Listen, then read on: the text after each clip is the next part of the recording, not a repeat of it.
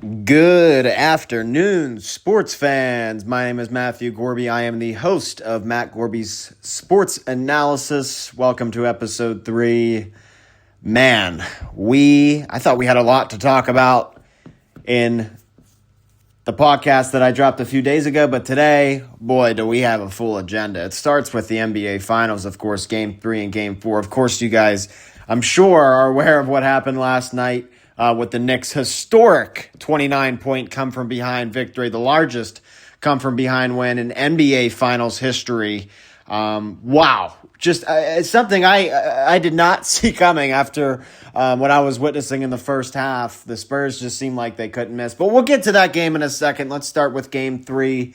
The Spurs, which they finally got on the board in the series as they walked away with a 115-111 win on the road. And as of that point, there was still no home team that has won in this series until last night, of course. It seemed like it was going to be like that.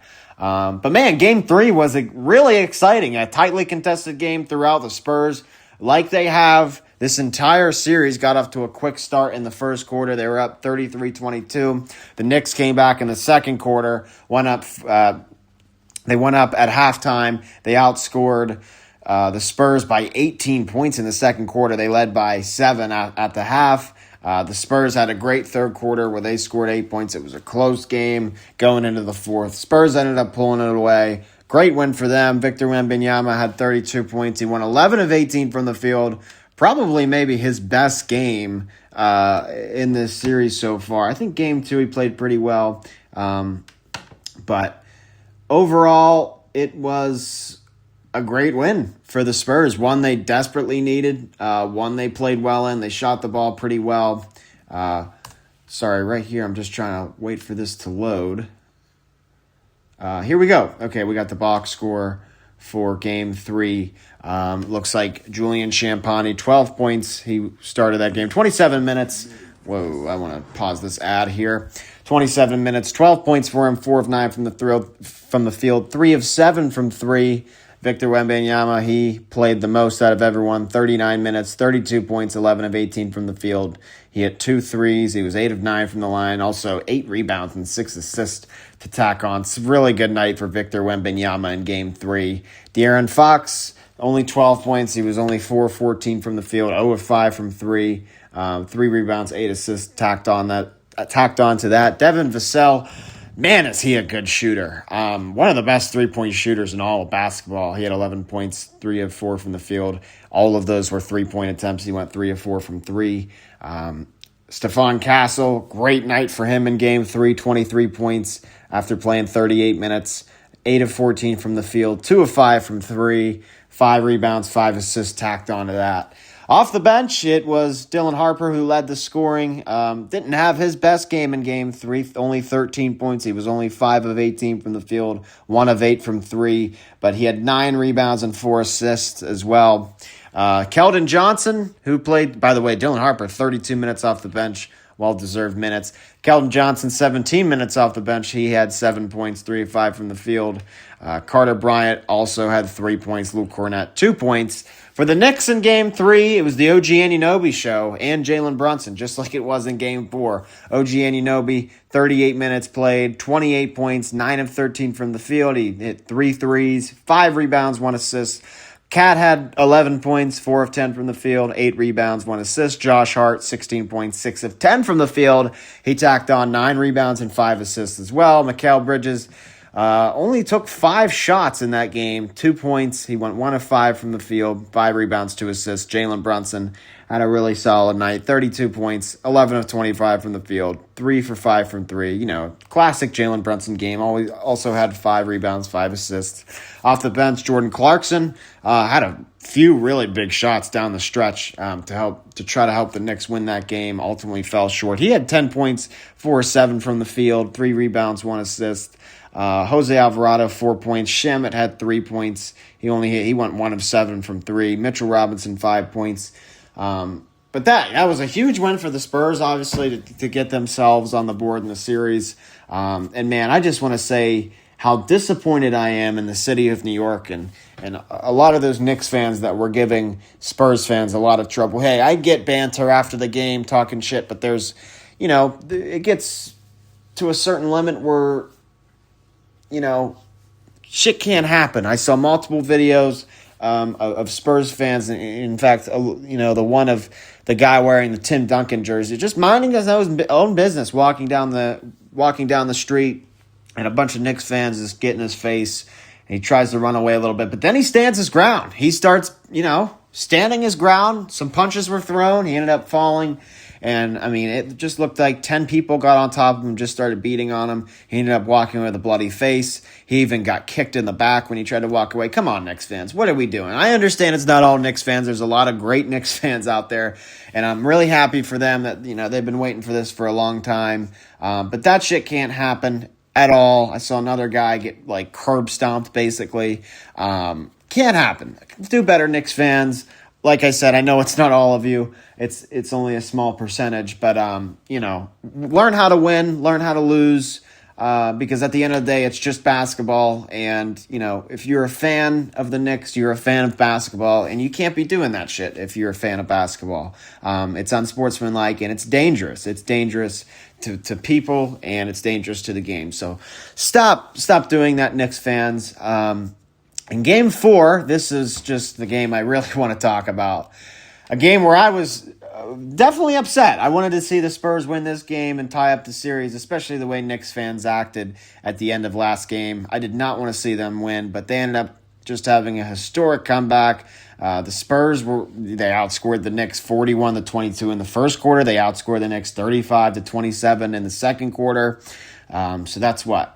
27-point halftime lead, I think. I think my math's right.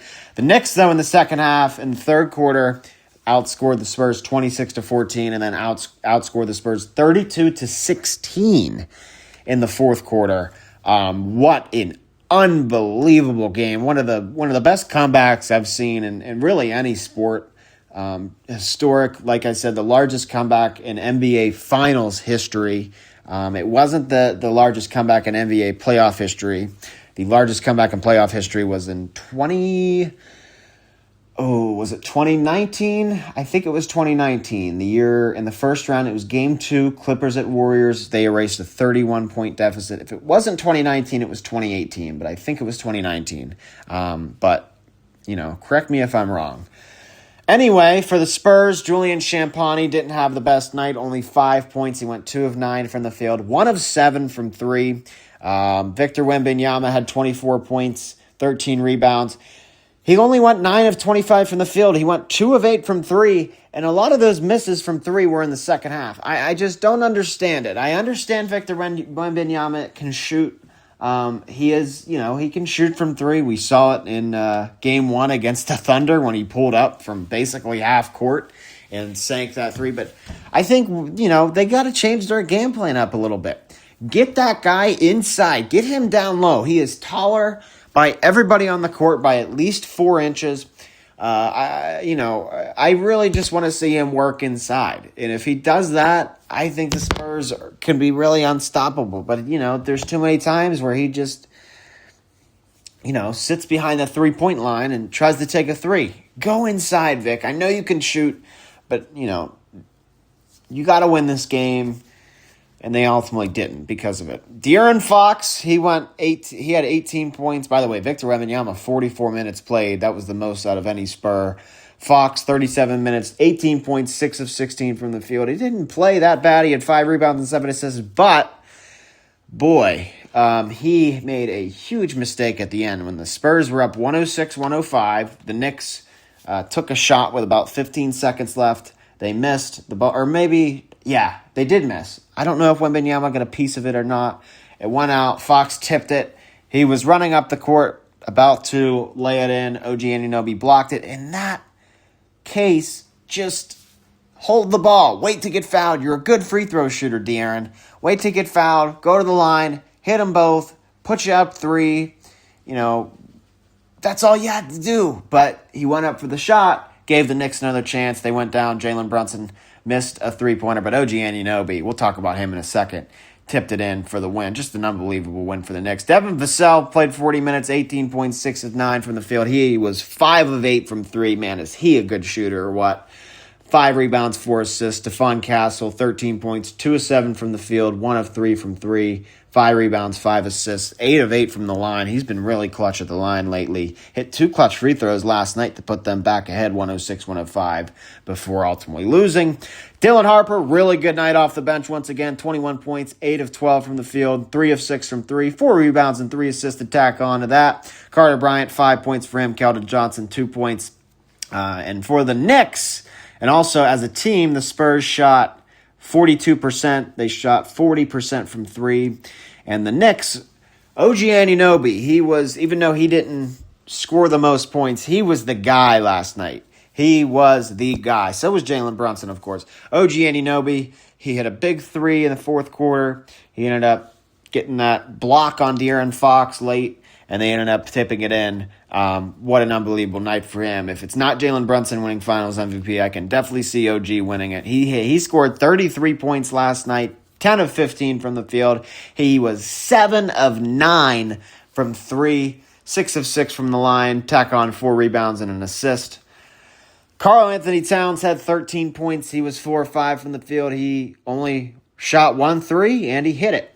He was also 4 of 4 from the line. Josh Hart, 33 minutes played, but he only had 6 points, but that's not really his job. He's more of a defender and a rebounder.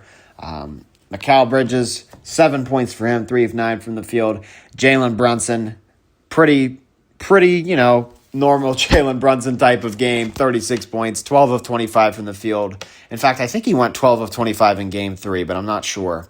I feel like he went 12 of 25 some game this year. Here, let me look really quick. 11 of 25. So pretty consistent so far in Game 3 and Game 4. Off the bench, not really too much. Mitchell Robinson had 2 points. Clarkson had 2 points. Alvarado had 8. Alvarado actually had a couple of really big shots, including he went 2 of 3 from 3. The Knicks shot 46% as a team, 47% from 3. Just an unbelievable game from them. The Spurs, they were shooting, I don't know what their numbers were after the first half, but, they had to have been shooting around 60% because they just seemed like they weren't missing. Shout out to the Spurs in the first half, but not a shout out to the Spurs for the second half because that was a rough game. And also yesterday, Knicks fans were at it again. After the Spurs got off the bus, they were going into their hotel. Knicks fans were throwing stuff at them. Come on, let's do better, Knicks fans.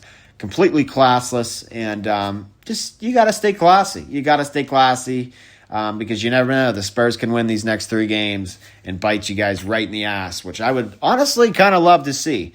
But, what a huge win for the Knicks. Only one team has come back from 3-1 down in the NBA Finals, and that was the 2016 Cleveland Cavaliers, of course, against the 73-9 juggernaut Golden State Warriors.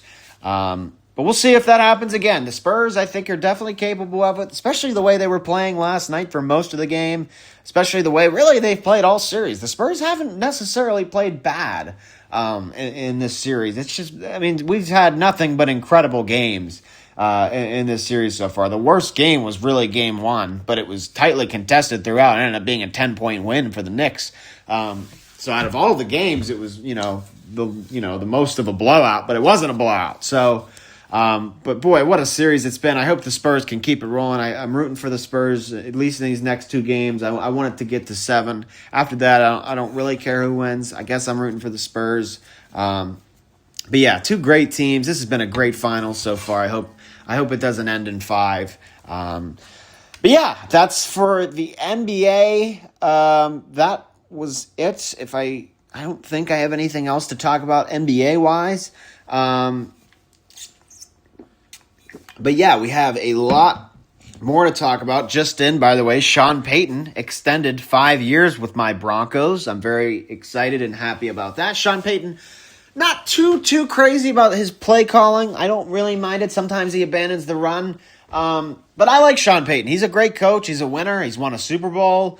Since he's been in Denver, Denver's been a pretty, they've been in the playoffs 2 times. I guess he was there in 2023 in Russell Wilson's last year. They started out bad, but Denver definitely made a push for the playoffs. Ultimately fell short, but they still made it competitive.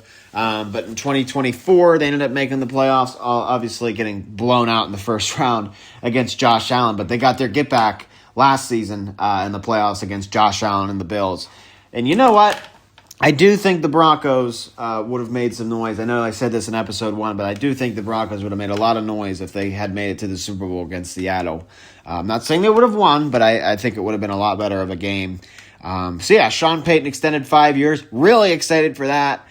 He's a great coach, and I think the Broncos with Bo Nix and Sean Payton, I think they're set up for success with that defense. Jalen Waddle now in Denver. I think Jalen Waddle's going to have a big year. I'm going to say 1,400-yard season for Jalen Waddle. I know that might be bold. Maybe it's not. I don't know. But I'm going to say Jalen Waddle gets 1,400 yards this year. I think he goes off with Bo Nix as long as he stays healthy. That's all that matters.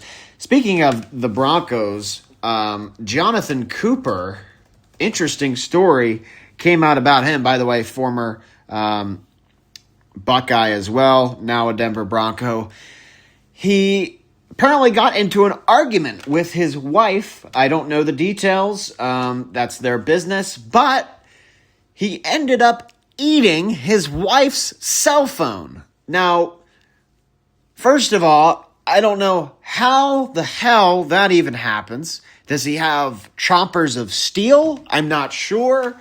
I'm not sure what kind of phone it was. Maybe if it was a flip phone, that would make sense. But, it's a woman that's probably, in her late 20s, early 30s. I'd have to imagine she doesn't have a flip phone.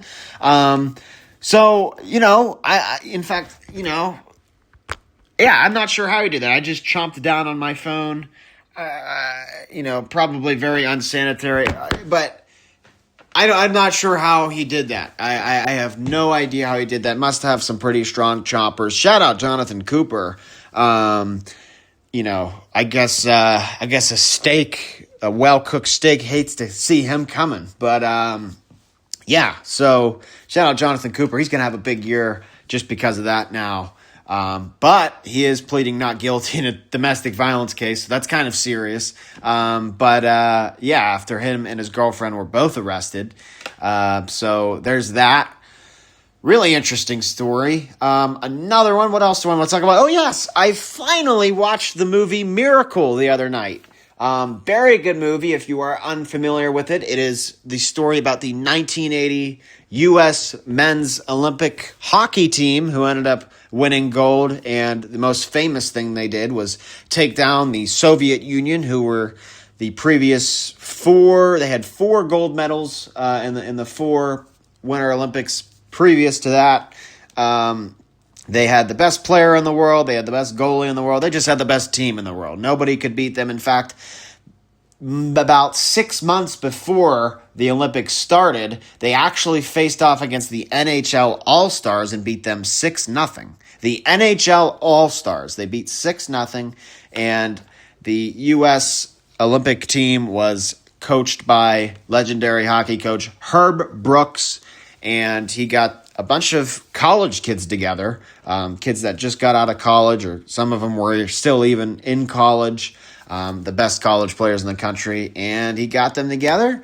And in fact, 3 days before the Olympic ceremony started, they played an exhibition game in Madison Square Garden, and the Soviets won 10-3. I mean, it wasn't even close. In fact, 10-3 doesn't even do the game justice. Experts said it really felt like it should have been 20-0. So the Soviets just manhandled them. But about 3 weeks later, they met again. The Soviets and the United States. I believe it was 3 weeks later. Maybe it was even sooner than that. I'm not sure. But the U.S., in fact, they had a game to even get into the medal round against, I believe it was Sweden, and they were down 2-1 in the third period with less than 2 minutes left. They ended up tying the game. If they lost that game, they virtually would have been out, but they ended up tying it, ended up moving on. They beat some really good teams, including, I think it was the Czechs, Czechoslovakia. Whoa, holy shit. Czechoslovakia, I can't fucking pronounce it. That's rough. Czechoslovakia. There we go. I have a tough time pronouncing some things sometimes. So there's that. Anyway, so, like I said, a bunch of huge wins for the U.S. The Czechs were known as, I believe, the second best team in the world behind the Soviets. The United States ended up taking them down, and I think it was like 7-3. They ended up just manhandling them. And then it led up to the medal round, which was basically the semifinals before the gold medal game, and they ended up facing the Soviets again. The Soviets went up 1-0. The U.S. then tied it. Then the Soviets went up again, and then it was the U.S. tied it again, and it was 2-2. They actually forced the best goalie in the world, the Soviets goalie, to be benched after the first period. The second period, the Soviets went up 3-2, and then the third period, the U.S. scored 2 unanswered goals to win the game, and that was huge. Just, not only for how big of an upset it was, but America needed that. It was the heart of the Cold War, obviously, the big rivalry between the United States and the Soviet Union, and for how dominant the Soviets were in hockey, to get that win, to get that pride, that American pride, it was huge. It was absolutely huge, one that the United States needed at the time, and they got it done. What a victory, one of the biggest upsets in sports history, maybe the best moment in American sports history. Was taking down the Soviets. 2 days later, they ended up taking down Finland for the gold medal. So definitely one that the United States will never forget. But yeah, let's move on from that. What a great movie. I definitely recommend. Herb Brooks has a speech right before the Soviet game, and it has me ready to run through a brick wall. He goes on about how they earned this opportunity and how, hey, if we played them 10 times, they might win 9. But not this game. Not tonight. Oh, man, it's got me ready to run through a brick wall. There's a few moments in sports movies that got me ready to run through a brick wall. In fact, I was just talking the other night to a few friends about sports movies, and we were talking about Rocky IV. One of my favorite moments in any movie is in Rocky IV when Drago and Rocky are fighting, and it's the second round, and it's just Drago's just beating the absolute shit out of him. Rocky hasn't even touched him, and he finally gets a nice hook on him, and he cuts him, and then Rocky just gets on him. The bell rings. Oh, man. It just gets it's goosebumps. It gives me goosebumps. And his coach gets him in the corner, and he's saying, "See, you cut him. You hurt him. You see, he's not a machine. He's a man." Oh, man, it just gets me goosebumps down my arms, goosebumps, just thinking about it. Every time I watch that movie, I have to watch that scene 20 times over because it's so incredible. Some other great sports movies as well that I have enjoyed watching. Remember the Titans. That's probably my favorite football movie ever. Moneyball. I recommend all these movies to you guys if you guys are sports fans. I'm sure you guys have seen them all, though. As if you guys are listening to this, you're probably interested in sports. So anyway, let's talk. I want to talk about Brendan Sorsby, the Texas Tech quarterback, but I think I'm going to do that last. We already covered how Knicks fans suck. President Trump was at Game 3 of the NBA Finals. This is not a political podcast. I'm not getting into politics, but he did fall asleep in the third quarter, which was pretty interesting and kind of funny to see. How do you fall asleep in an NBA Finals game? Well, maybe because he's 80 years old or however old he is. So I get it. By the way, speaking of Knicks fans, Timothy Chalamet is... I don't know if I mentioned this on the podcast yet, but I definitely mentioned it on my Snapchat story. He is living the greatest life ever right now. I mean, he's a diehard Knicks fan, and he's been to literally every single playoff game so far this postseason, and not to mention how good the Knicks are doing. He's also dating Kylie Jenner, who's obviously, a pretty attractive woman. And not only that, but she's, happens to be a billionaire. She was a billionaire at like 20 years old or some shit like that. Pretty crazy. And he's also, like I said, he's watching his favorite team and he's also an award-winning actor, which is probably the most important thing. So he's living the life right now. Shout out Timothée Chalamet, great actor. Seems like a great guy to have a conversation with. Diehard sports fan, love it. Good for him, living a great life right now. 2021 Jacob deGrom. I have that on the agenda as well because the other night I couldn't sleep, and it was about like 3 a.m. It was like 3 a.m. and I think I was on Instagram and I saw a post about 2021 Jacob deGrom. So I went on YouTube and I was watching some of his highlights. He only played half the season. He only started 15 games, but his 15 starts were unbelievable. He was on a historic pace. He had a 1.08 ERA, which for his first maybe 12 starts, maybe 10 starts, his ERA was below 1. He had a 7-2 record. He had 146 strikeouts, so that is a 14.3 strikeouts per 9-inning ratio. That is just unbelievable. And not only could he pitch at an elite level, he was hitting. Remember, this was before the universal DH came to baseball. In 2021, there was still pitchers hitting in the National League. And his batting average was .364. For those that do not know baseball, a 300. If you bat 300 in a season, that's an elite season. You know, you had a very good season. That is considered Hall of Fame level. If you have a batting average for your career that's 300, that's Hall of Fame level. Now, this is obviously only 33 plate appearances, or at least attempts for deGrom, but he went 12 of 33. He hit .364. He had 3 extra base hits. He had 6 RBIs. He was doing it all for the 2021 Mets. For those that don't know the 2021 Mets, we were pretty thin that year. We had a lot of injuries that year. I remember at one point in like May and June, Alonso, McNeil, Conforto were all hurt. And we had to deal with Francisco Lindor, who was struggling mightily his first half of the year in 2021, his first year with the Mets. So it was the Jacob deGrom show, really. I remember some of those lineups. Jose Peralta was there, and what was that guy's name? Billy, what the hell was his name? Now I can't think of his name. His first name was Billy, and he was an outfielder, and now I can't remember. I'm going to look up the 2021 Mets roster really quick. I need to look this up. This was an interesting year for the Mets. We went 77 and 85. We ended up, for most of the year, we were actually in first place of the NL East, but we really weren't doing good. It's when the Phillies and Braves got really hot. Oh, man, this team was something else. Jacob deGrom, Pete Alonso, Marcus Stroman, Brandon Nimmo, Francisco Lindor, Aaron Loop. Wow, what a name. He was incredible that year for the Mets. Out of the pen. Jonathan VR, man, he was something. He was something. Javier Baez is who we traded for at the deadline. Jeff McNeil, Edwin Diaz, Tyler McGill was on that team. J.D. Davis, who I really don't miss at all, except when he was on fire in 2019.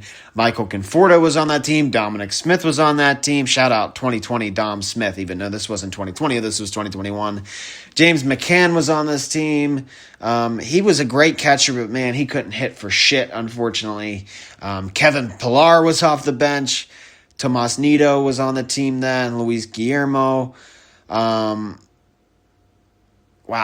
Billy McKinney, that's who it was. I couldn't think of his last name. Brandon Drury was on that team. Patrick Mazeika, man, what an interesting year. Mason Williams, Cameron Maben, Blankenhorn was on that team. Khalil Lee, I remember him. Taijuan Walker, oh man, we will never forget first half 2021 Taijuan Walker. He was an all-star. And the second half, he was absolutely terrible. Yeah, I think he had like 2 good starts in the second half, and the rest were just awful. But the Mets did pitch pretty well in 2021. Marcus Stroman had a great year in 2021. Obviously, Jacob deGrom was just off to a historic start. Tyler McGill was pretty solid at times, but he ended up, I think he kind of did the same thing Taijuan Walker did, if I'm not wrong. But yeah, 2021 Mets, that was a really interesting year. Remember, the 2022 Mets ended up having over 100 wins, but they collapsed at the end of the year, and they lost the division to Atlanta. after getting swept in Atlanta for the series, not the final series, but the series before the final series. But anyway, there's that. I still am thinking about how I couldn't pronounce the Czech. I'm not even going to try to pronounce that country again. I know how to say it, but I just can't get it out of my mouth. Pause. Anyway, there's that. We'll do an MLB standings update here in a second. In fact, maybe we'll do that right. Oh, really quick. I want to talk about how Kevin Love, I just found out that Kevin Love is a stoner. Good for him. Good for him. Maturing is realizing that a lot of these, especially NBA players, a lot of these NBA players smoke weed in the offseason. Shout out to them. We're not going to get into that, but shout out to them. Kevin Love said that he loves to get really high and watch Larry Bird highlights. Respect. That is definitely very respectable. But anyway, let's not talk about that. Let's talk about MLB standings, and then we'll get to the Brendan Sorsby situation. MLB standings. Last time we went over them was a few days ago, so some things have changed.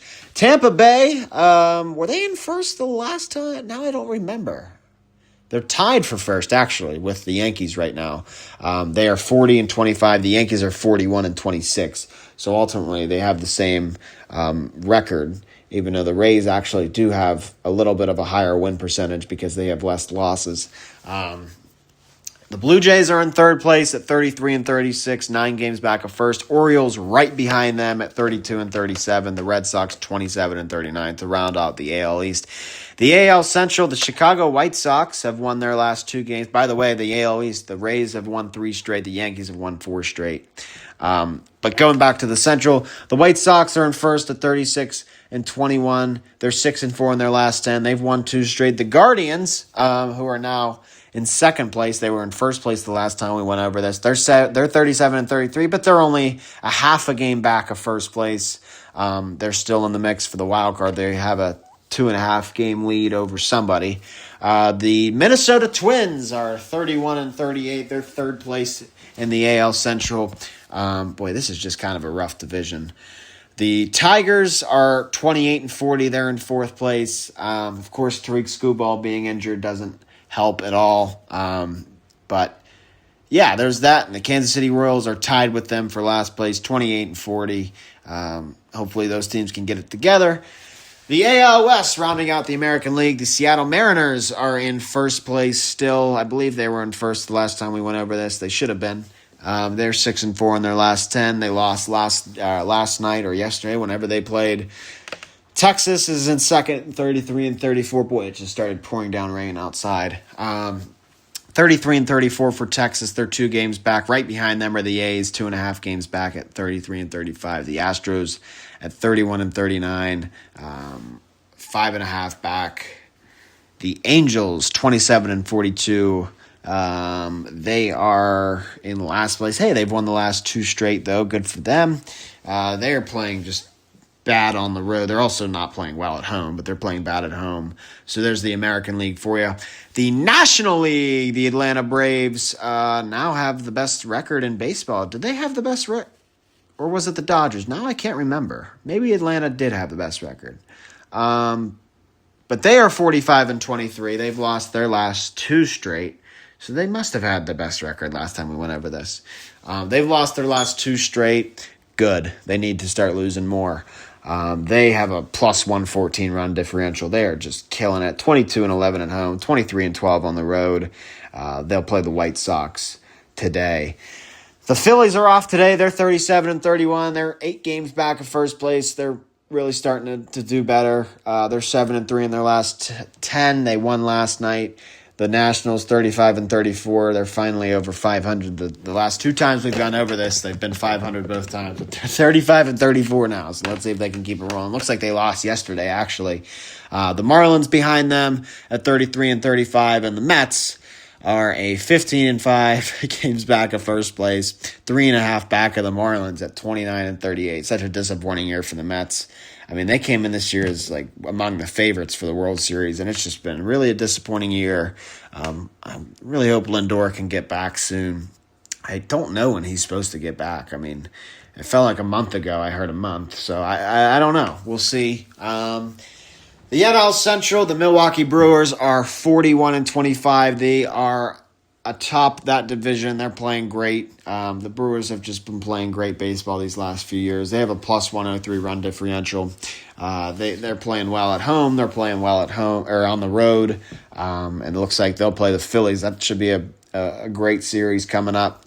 The Cardinals, they're playing my Mets right now. Actually, they lead the Mets 4-3 in, I think, the third inning. It's not telling me. Bo Bichette actually hit a home run, but the Cardinals just took the lead back. The Pirates, I don't know what they did last night. I know that Brian Reynolds robbed a home run because I was at my grandma's house last night. She had the game on, and I got to see Reynolds rob Ohtani, which was really awesome. I'm not sure if the Pirates won, though. Actually, they did because it says they won. Okay, cool. They beat the Dodgers last night. I'm not sure what the score was. But they're in third place in the NL Central. Shout out Pittsburgh. They're having a pretty solid year so far, 35-33. The Cubs are 34-34, deadlocked at 500. They've lost 3 in a row there. They're 3-7 in their last 10. So the Cubs kind of struggling in their last 10 games, but hopefully they can get it back on. Cincinnati, 32-35. They are 9.5 back of first place. They're also 3-7 in their last 10. It's been a tough stretch for them. And rounding out the MLB standings is the NL West, featuring I still think the best team in baseball, the Los Angeles Dodgers, even though they don't have the best record right now. They're the 2-time defending champs, and they are just really good. They have a good lineup. They have an insane pitching rotation. They have an insane bullpen. They're really good. They have a plus 141 run differential. They are just unbelievable. 22-12 at home, 21-13 on the road. The Padres in second at 35-32. They're 7.5 back. They've struggled in their last 10 games. They're 3-7. So have the Diamondbacks. Come on, guys. You got to keep up with these Dodgers. They're 34-33. They're 3-7 in their last 10. The Giants in fourth at 28-41. They are 15.5 games back, 5-5 in their last 10. The Rockies are also 5-5 in their last 10. They're 26-42. They're a game and a half back of the Giants. They're in last place. So yeah, that'll round out the MLB standings update for today. And the last thing that I think I want to talk about, if I think of anything else until the end of the podcast, of course I'll mention it, is the fact that Texas Tech quarterback who spent over $90,000 of probably his NIL money, I'm guessing, had to do with this. He spent gambling on sports and whatnot, and he ended up initially, the NCAA, I believe, was going to ban him initially, but he got some sort of local judge to sign something, and now he's allowed to play. I don't get that at all. The NCAA has punished players and coaches for way less stuff. I mean, tattoo game. Ohio State. If this is what this is, Ohio State should get their wins back from 2010. I mean, what are we doing? In fact, Jim Harbaugh, who got suspended a few years ago for buying a recruit a hamburger, which of course I'll never stick up for Jim Harbaugh or those guys up north. But he got suspended for buying a recruit a hamburger. Are we kidding me? I get it. It's against the rules. But what's up with this? This guy was literally betting on his own games. Not betting on him to lose, but betting on his teams to win. You can't do that. You cannot do that. That's a big no-no, especially with NIL money. These guys, I think these college athletes should get paid with how much their name is used in media and used for profit. But you cannot do that. That's a big no-no. I don't think he should step foot on an NCAA field again. But he is, and a lot of people are upset about it. There's teams in the Big 12 that are upset about it. There's the SEC and the Big 10 are thinking about boycotting their games against Texas Tech in the future. I don't blame him. I don't blame him. I think this is completely bullshit. I don't think he should be able to play ever again. It's nothing against Brendan Sorsby. Hey, he's got a gambling addiction. Addictions are a terrible thing. Too much of anything is bad, especially when it's gambling. Because he was gambling on shit he was gambling on sports that nobody even heard of. I mean, that's how addicted and how much he was into it. But obviously I feel bad for him because that's an addiction and you want him to overcome that. But hey, some things have consequences, and one of his consequences for that should not being allowed to play ever again. He should be at least suspended for the rest of this season. But he's only suspended for 2 games. He's suspended for the first 2 games against Oregon State and who's the other one? Now I don't read it. Abilene Christian, was it? Yes. So Abilene Christian and Oregon State, and he will make his official debut on September 18th against Houston. He must continue clinical counseling for his gambling addiction, attend peer support groups, and undergo therapy to address the underlying anxiety that drove his compulsion.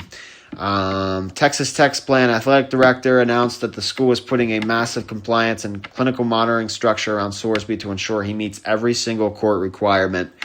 I saw posts about how a guy, I forget who it was, he only placed like over $2,000 worth of bets, but he was banned from the NCAA. Chase Young in 2019, what was it? He flew his girlfriend to a game or something like that. Something kind of like that was just completely ridiculous, and he got suspended for like 2 or 3 games because of it. Completely ridiculous. Kind of got him out of groove. I'm not going to say he would have won the Heisman Trophy because Joe Burrow was the Heisman winner that year. Maybe any other year he could have won it, but it would have been tough to beat out Joe Burrow. But anyway, there are scheduled boycotts happening. There are just multiple athletic directors losing their minds, including Nebraska athletic director, Kansas State's athletic director. I know the Big Ten as a whole is thinking about boycotting. I believe I've read the SEC is as well. NFL analyst Daniel Jeremiah, he went viral on Twitter, or I guess I should say X. He posted that he supports players getting paid, but betting on your own sport and team crosses an uncrossable line. Absolutely. He said it best. I agree. I think players should be getting paid as well, but when they are being irresponsible with that money, then they should definitely get penalized. And that's just how it should work, unfortunately. And and he noted that this ruling makes it look like there are 0 enforceable rules left in college football. Absolutely. I mean, when is this going to be regulated? Like I said, we talked about this a little last episode. When is it going to be regulated? I don't know. I don't hope there's a big super league like the Big Ten and SEC is talking about, but I do hope it becomes regulated a little bit. But at the same time, when it does, Ohio State might get a little worse, so I'm not sure what the hell to think. I just think players need to be a little bit more responsible. These are adults we're talking about. But if you can just get a local judge to sign off something, what are we doing? What are we doing, NCAA? We need to just regulate college football a little bit better. Regulate the transfer portal, regulate the NIL, regulate all this money. What are we doing? You can't let this guy play again, but I get it. It's kind of like Texas Tech has become the biggest villain in the country, it seems like now. Everybody hates them. They're probably the most hated team in every state except Ohio. I shouldn't say we because I don't live in Ohio, but all my fellow Ohio State fans, who we hate the most, and I'm sure it goes the same for the other way. Texas Tech, they are extremely hated right now. Brendan Sorsby is the most hated player in college football at the moment. He better not play bad. I